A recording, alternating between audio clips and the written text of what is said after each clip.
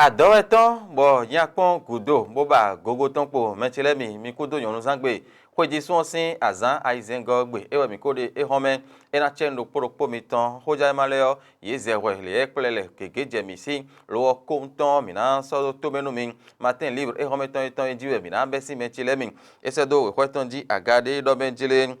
to horogbeta democrate di meton ero wezun di menji do uve elinu democrate de to miton fidin yo konsi hudo men uve supo de sudo tomiton efio mi ko monde men de lebe yi aizemo bo do gudo fo to horogbeta democrate ro tomiton efi monje era iso imade do sena sin khoyo gbe bona iso mi to gan ton neo eho apo do democrate lesian lenu do no khodo de letin bezon bo isi hupe o bo no kon yi do no wa eneo me an tiyan to horogbeta democrate do po izoni hotomeni lobole gbata niyan sinu e kariyo e vlafo martin liru e kaso bo doro mimo na yaji do to horogbeta mediyan me inu kan to mo ragade me na khobo no yayi dogudo mo jen fiton yayi chabi elobon diyan dogudo to horogbeta ropo eniyan ko iyamete lemin onu ewezon lo me na kho kade afomon koton yo lame lana dagbe ewe edoda eindo ekakpo kho emaka do vlafo akalo nyiwe do ame martin libre ewe sonu kambio khu igunlagun wi toro weji bodo kin kambio home do menjire vlafo do ame to po kho me na ho na do hun do lame lana dagbe uwe edodo lobo do gudo to horogbeta ne lo kakpo kho vlafo aji boni yayi na do aji onu kambio to horogbeta ene democrat le dinyo ne wagbangbe kaja ta ndo alimon koton wandio martin libre edo khomon koton do de mera khosin ye be dalogba boro pipon se do ero ne ngbangbe kaja nu kon don vlafo aji to imodo ye de hun martin libre we so kho ne ndo we kweton di homen martin libre do po di obi namno time po no menjire zande di we madetin be na soro to ojibo yinkana Patrice Talon 10 ans de passion nous ayons wa boto meton e kayin wana azo iwa kakaru kwe o meru finio we maton aton plangun 10 ans de bana je to odio martin libre edo eneon de votin bero na de ton e romia do wada yi azo yon aton podo le eronsie de bonono wanu moyo nyon wa eneon tiyon e ran solo do wa so do binen to na martin libre e level do ho eneon bina jwe do mana so fraternité ropo e monto horogbeta democrate leton botin po no menjin joho ero yin to horogbeta eneo metiyan hokundo edo emiyo memeti lemin to horogbeta eneo tin bo ya iboni sodo fini eric hunete hoitonu solo dimbo no e mera hoyon wai na de clef la fo yan dio fraternité wedo momla egbemen do mero poro pe daton so alobonu ya yo sena ero na bloe lo nu kondon me ho de na no me conseil mera ho ka di la fo adio fraternité we wona nu mon koton do fimen fraternité do po etime kpondo menjile azon retin boyin kulo be no kulo din gan bo ju no do po azon eniyan tiyan ero me we abo ero to mi to inflafo dio yin we do ame kan hobio to gan Abdel Fawaz Yusuf bo edo eniyan do fraternité di mina do eniyan mana so telegram diyan etime kpondo menjile no itabi talata do malabo sin to mi don pe so retin bo yin we go bo jinjan yin ton ye me o hoida ho un tundo me hoida ho to dele ton Mariam Tabita alata wero ene onu da yi azo wakaka de fene do gbe ton be ho lo na do to me ton le telegram do ton bo se do me de timbo agbaza ton cha oru e wa mo ta soro ko onu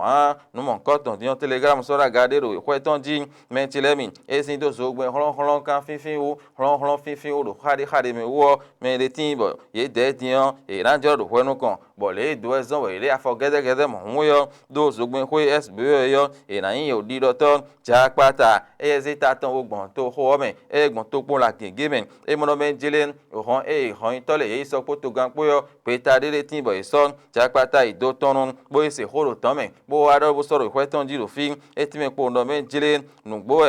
kon gban ho do to mi ton fi diyan ho ni on nu pa de sun do to pon la ro po mi aro o ko nu kun we mewe o akhosu sin tende do to mi ton fi bo mi na no nu mon koton diyan ja pata si bo ido do nu we horo de fene diyan yo e kun we de bo ro e mo to pora ro poro aize mo bo ho ene o kadin bo zandi ai kun gwa ene le e ko no kun we bo yan hosuton e na yi ku tonu e apo me kala vi ko le ka me gbo pa zo gbo do me podo la lo po e we fi mo nkan ton le de bo yan hosuton bo to wi to sile de ji e ko no kun we bo jagbata le do I love you me chele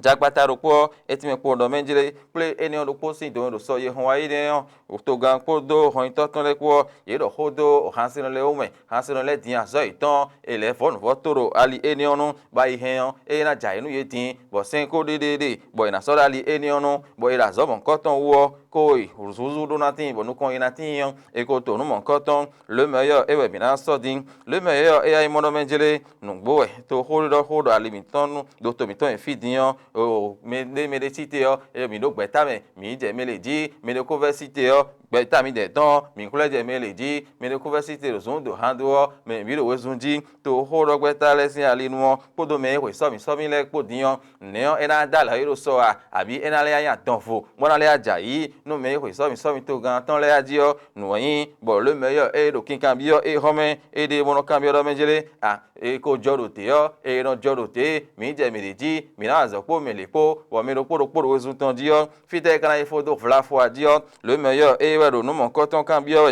bo ni yayi pon fi ton cha bi yo po di yo ye do gudo démocrate le meilleur do ho enion le matin Alphonse Zande soumen bo le ken do khoro po enion etime do mejire to khoro gbeta démocrate le ton di yo bo ni yayi po fi ton cha bi yo po ye do gudo fo bi degbe nu to khoro gbeta enion e ra mi o hwe bo ma ro gbero po do kwa che pa ko to mi ton fi ya e ni e dije din yo fite kana ifo do fla fo adio ho ja e ma reso e ro nu kan bi yo me ho jra we ma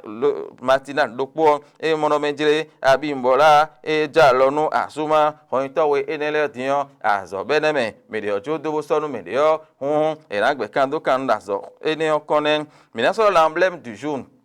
L'emblème du jour est en mettant yo et mon pondo menjele do glazo et dion mettant wezun kan me mettant wezun kan do ye me yonu agodie les amazones e we yororo e lo le mi an horomia do wara igodo bo do glazo e do yonu le sin kwesin ye kan me dion e na ple ahwan de su ti tengbe ye yon le lobo na waso enion l'emblème du jour e do enion me to horo sin ali no to mi to infio bo ni yayi e go sin tanu démocrate le bi degbe bo do le la me emiton wezon bo mi de afomon koton l'emblème du jour des sourcils bosodo o kwetonjin le matin des soir mono menjele filo kporokpo konukun o wetin bo fi enele diyan a hosuton we eyin bo gbon kara fi po de mepo bo zande diyan a hoso na ido asin do to kon la do kporokpo aizeme we fi konukun we enele de yo le matin des sourcils bo do ho eniyan menchele bo ni yayi ego sintanu to khorogbeta démocrate leton minat no le matin e mono menjele nteka jije town kodo to khorogbeta eniyan po sin kholo menje khoye aji o menchele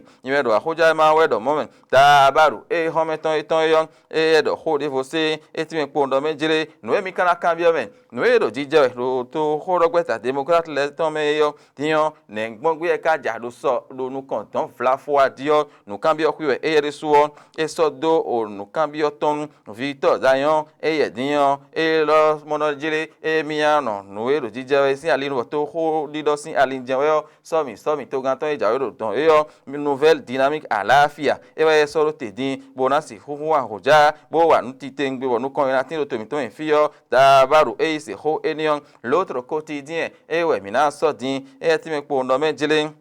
nugbo e to khorogbeta démocrate sin alikam ediyan bo ni yayi edogudo to khorogbeta enion sin tanu do lame na no dagbe sin alinu sin ho e mi na ho edone diyan do nu kan dan no ele fla fo wa lona je wo e ho apo wezon egbori afomon kan ton ajiyo ho yin bo l'autre quotidien e ro de wo kam yo po ndo menjele do nu kan idan diyan ne kana wa gben me ka de fla fo bo kana yun le o to khorogbeta démocrate gandin do nu ero kwenu mi de diyan si ajiyo o l'autre quotidien e we kan ho o mon koton bio menchele minaleko wa matin libre e hometon eton ji matin libre etime pondo menjele nugboe classe eton e no Geneviève